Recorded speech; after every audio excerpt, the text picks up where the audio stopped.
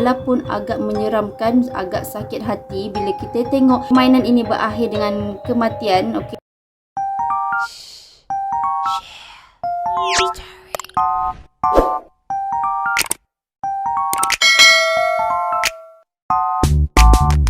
Assalamualaikum guys, and welcome back to my YouTube channel. Hi guys. Okay, so seperti biasa guys, untuk korang semua yang menonton video Nora ni, Nora sentiasa doakan korang sentiasa diberikan kesihatan yang sihat dan sentiasa dipermudahkan kehidupan seharian kita, insyaAllah. Okay, so guys, hari ni aku nak bercerita sikit mengenai satu movie yang sebenarnya sekarang ni memang tengah-tengah viral gila-gila pun. Okay, memang tengah viral sangat-sangat, iaitu movie Squid Game. Okay, so sebenarnya movie Squid Game ini adalah movie daripada Korea, cerita Korea. Okay, so movie ini dia sebenarnya berbentuk survival game. Dia adalah movie cerita drama series. So apa yang sebenarnya kita semua faham mengenai movie ini adalah di mana permainan ini akan dimainkan oleh peserta-peserta yang mempunyai masalah keuangan guys. Dari segi banyak sangat berhutang, okay, banyak tak ada duit dan sebagainya. Okay, peserta-peserta ini akan diambil, okay, untuk join masuk dalam game Squid Game ini guys. So dengan nilai hadiah yang sangat-sangat besar, iaitu 456 bilion guys. So mereka semua akan bermain game ini, akan tetapi mereka sebenarnya tidak tahu. Okey, mereka tidak tahu apa yang sebenarnya yang akan terjadi di sebalik game ini guys. Okey, apa yang mereka tahu, mereka akan bermain satu game dan akan memenangi hadiah wang tunai yang sangat-sangat besar. Okey, sini seperti mana yang kita tahu sebenarnya Squid Game ni akan berakhir dengan kematian guys. So sesiapa peserta yang tidak berjaya menamatkan game ini ataupun tidak berjaya memenangi game ini dalam masa yang tertentu, okey, mereka sebenarnya akan berakhir dengan kematian. Kebiasaannya game-game yang dimainkan oleh peserta Squid Game ini adalah game yang berbentuk tradisional, iaitu game pada zaman kanak-kanak guys, yang selalu mereka bermain. So sepatutnya game ini adalah satu game yang sangat-sangat fun, okey, tapi sebenarnya akan berakhir dengan kesedihan dan kematian guys. So pada korang semua yang tak boleh nak tengok darah sangat tu kan, so korang semua tak digalakkan untuk tengok cerita ni guys. So sebab cerita ni sangat-sangat orang kata tu sangat ganas, sangat kejam weh, and then banyak sangat pertumpahan darah yang berlaku guys dalam movie ini. Walaupun game yang dimainkan itu adalah game yang berbentuk fun, tapi dia punya kesan dia sebenarnya berakhir dengan kematian guys.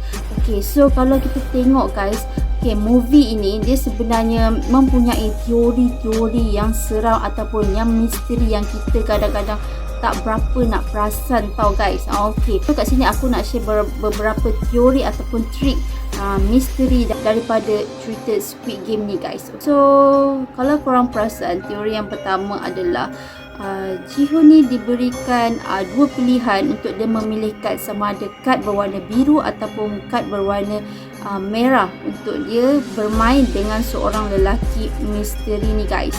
So dekat sini sebenarnya warna kad tersebut melambangkan peranan yang akan diambil oleh Ji-hoon itu sendiri, sama ada dia adalah seorang peserta ataupun seorang petugas Squid Game guys. So di sini watak utama dalam cerita ini guys, dia memilih warna biru guys. So bila dia memilih warna biru itu, sebenarnya dia mendapat peranan sebagai seorang peserta guys. Jikalau dia sebenarnya memilih berwarna merah, kad berwarna merah, so dia akan menjadi salah seorang petugas Squid Game. Okay, so yang kedua, teori yang kita tak berapa nak perasan, sebenar-benarnya okay, terdapat clue guys di bahagian dinding-dinding bilik tidur mereka sendiri. Okay, seperti mana yang kita tahu, okay, dalam movie ni agak tidak logik sikit sebab peserta tidak akan diberitahu clue apakah game-game yang seterusnya yang akan dimainkan oleh mereka. Okey, mereka akan sentiasa tertanya-tanya apakah game yang mereka akan bermain. So, sedangkan mereka boleh tahu, okey, clue-clue tersebut, next game yang mereka akan main adalah mereka boleh tengok di sekitar kawasan dinding itu guys. So di dinding bilik tidur mereka itu sendiri sebenarnya terdapat pelbagai banyak clue-clue game-game yang akan dimainkan oleh peserta-peserta Squid Game itu sendiri. So guys, yang ketiga adalah teori ataupun fakta yang mengatakan transformasi watak utama kita iaitu Ji-hoon mewarnakan rambut dia setelah dia memenangi acara game Squid Game itu tersebut, okey, dengan rambut yang berwarna merah. Okey, dekat sini kita dapat tengok guys, pada episod akhir drama Squid Game tu, okey, Ji-hoon ni dia mewarnakan rambut dia dengan drastik guys, dengan warna merah. So dekat sini sebenarnya teori ni kita nampak guys, sebenarnya Ji-hoon ni seolah-olah mengambil keputusan untuk menjadi salah seorang petugas di Squid Game guys, ataupun orang kata tu dengan pangkat yang lebih besar lagi iaitu frontman. Okey, di mana warna merah yang di-color oleh Ji-hoon itu sendiri iaitu berwarna merah, okey, ianya seolah-olah melambangkan dia akan menjadi salah seorang petugas Squid Game.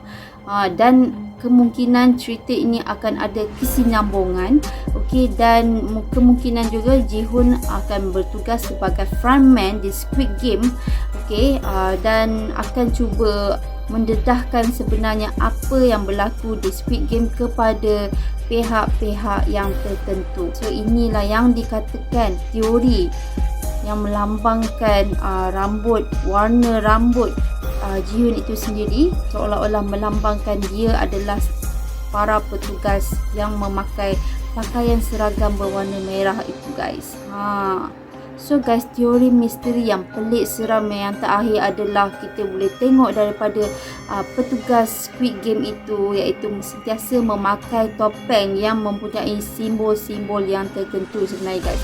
Kalau kita tengok kat sini, okay, para petugas Squid Game yang memakai baju seragam berwarna merah itu, dia akan memakai topeng yang mempunyai pelbagai bentuk simbol iaitu seperti bulat, petak dan segitiga.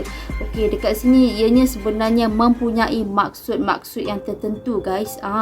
Okey, so kalau kita tengok, okey, lambang segitiga itu sebenarnya melambangkan seorang tentera di mana petugas itu tidak dibenarkan bercakap dan hanya perlu mengikut arahan daripada orang atas sahaja.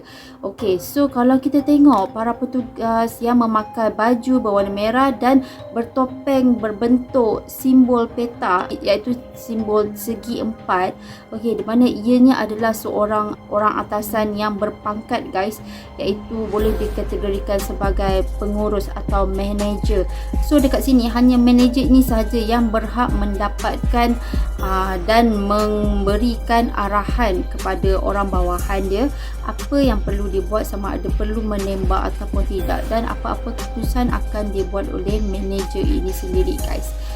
So terdapat banyak sangat misteri yang di sebalik maksud topeng itu sendiri guys.